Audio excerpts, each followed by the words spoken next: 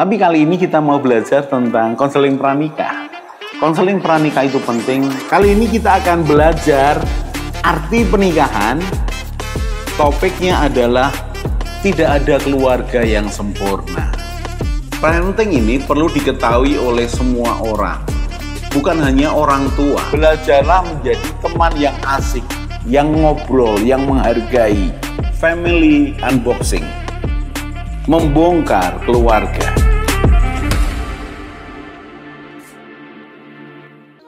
Salam keluarga Indonesia, kita akan belajar lagi. Kali ini kita akan belajar keluarga, topiknya adalah menyiapkan warisan.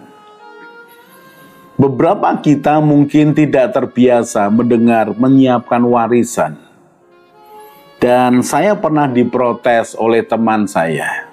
Dia katakan begini, "Yos, tidak semua orang ngalami kamu dengan contoh mertuamu yang baik. Seperti aku ini, orang tuaku dan mertuaku tidak sebaik mertuamu. Jadi kami ini tidak terima warisan. Kamu walaupun orang tuamu cerai ternyata juga meninggalkan warisan." Oh iya, saya katakan begitu. Saya katakan bahwa walaupun kami hidup masing-masing keluarga, rumah tangga masing-masing, kami anaknya, kami masih punya satu rumah, di mana itu warisan. Dan kami sepakat untuk dipakai oleh dua adik kami. Dibagi dua, sudah kamu tinggal di sini. Sampai kamu punya rumah dan ingin tinggalkan tempat ini nggak apa-apa. Tapi ini rumah kita bersama. Dan saya tiba-tiba ingat, saudara. Pada waktu kami ini ya, saya ini menjadi hamba Tuhan. Lalu bersama-sama dengan jemaat, kami ini patungan beli tanah untuk gereja. Kemudian dalam perkembangannya saya ingin membangun sedikit demi sedikit. Saya ingat saya hanya punya uang 10 juta waktu itu. Tapi ayo kita mulai. Dan saya cerita kepada jemaat bahwa ayo kita minta berkat Tuhan, restu Tuhan untuk rumah ibadah. Kemudian mereka mulai memberi. Dan salah satunya saya ingat. Ibu meninggalkan warisan berupa perhiasan emas. Jadi saya telepon, saya minta persetujuan kakak dan adik-adik saya. Bolehkah warisan perhiasan ibu ini aku pakai untuk membangun rumah Tuhan? Mereka sepakat. Kemudian dikumpulkan dan saya jual bagian demi bagian sesuai dengan kebutuhan. Lumayan, saudara. Beberapa kali menjual diperkirakan saya terima uang 46 juta. Jadi artinya ibu saya dalam segala keterbatasannya, kekurangannya, ternyata memberikan warisan materi kepada kami anak-anaknya. Saya mengucap syukur untuk itu. Beliau bukan hanya mengatakan, apa balasmu kepada orang tuamu kelak? Itu muncul hanya karena kemarahannya. Ternyata beliau itu mandiri sampai beliau meninggal. Tidak kemudian meminta-minta anaknya, sama sekali tidak, apalagi menjadi debt collector kepada anak-anaknya.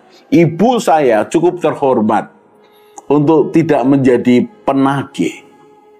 Jadi ketika teman saya ngobrol, protes kepada saya, "Yos, tidak semua orang punya kayak orang tuamu, kayak mertuamu." Oh iya sih, benar sih, saya minta maaf. Kalau apa yang saya sampaikan itu ternyata membuat beda pandangan. Tapi apakah kamu setuju bahwa seharusnya orang tua memberikan warisan, menyiapkan warisan untuk anak-anaknya? Dia katakan, "Aku setuju, tapi bukan kewajiban."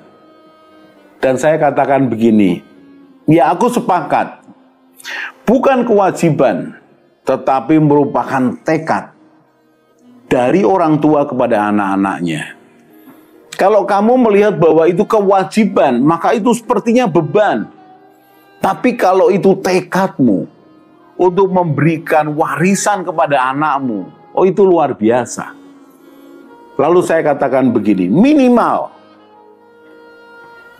kalau kamu tidak bisa menyiapkan warisan untuk anak-anakmu, minimal tidak meninggalkan masalah atau beban hutang kepada anak-anakmu. Saya katakan begitu. Kalau kamu tidak bisa memberikan warisan, ya sudah nggak apa-apa. Dengan banyak alasan, dengan beberapa hal, pengetahuan yang berbeda, tekad yang berbeda, it's okay, nggak ada masalah. Tapi minimal tidak meninggalkan masalah dan tidak meninggalkan hutang. Jadi engkau bisa menyelesaikan tugasmu di dunia ini dengan tersenyum.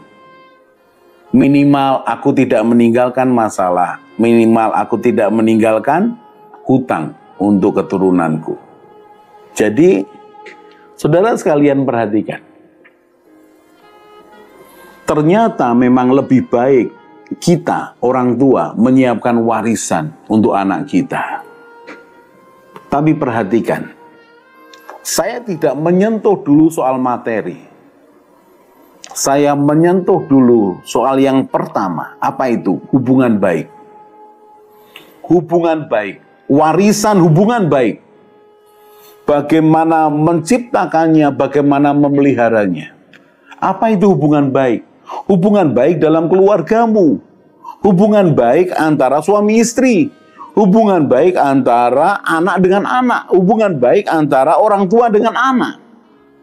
Kalau itu dibangun dalam hidup keluargamu, rumah tanggamu, sejak anak kecil, mereka tahu bahwa kebersamaan, kerukunan, keluarga itu penting. Maka anak akan bisa melihat dan memiliki bekal bahwa hubungan keluarga itu penting.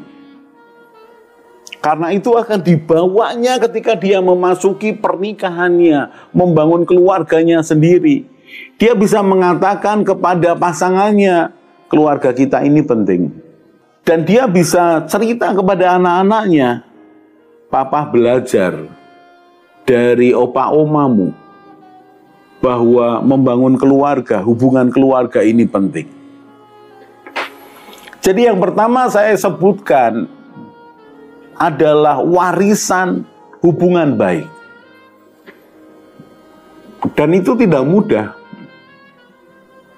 Karena bukan hanya pengalaman bahwa memiliki hubungan yang baik, tetapi keterampilan untuk menjaga hubungan baik. Menjaga perkataan, kalau berbuat salah, meminta maaf, dan sebagai anggota keluarga memberikan maaf. Ini warisan hubungan baik. Kemudian juga keterampilan untuk apa?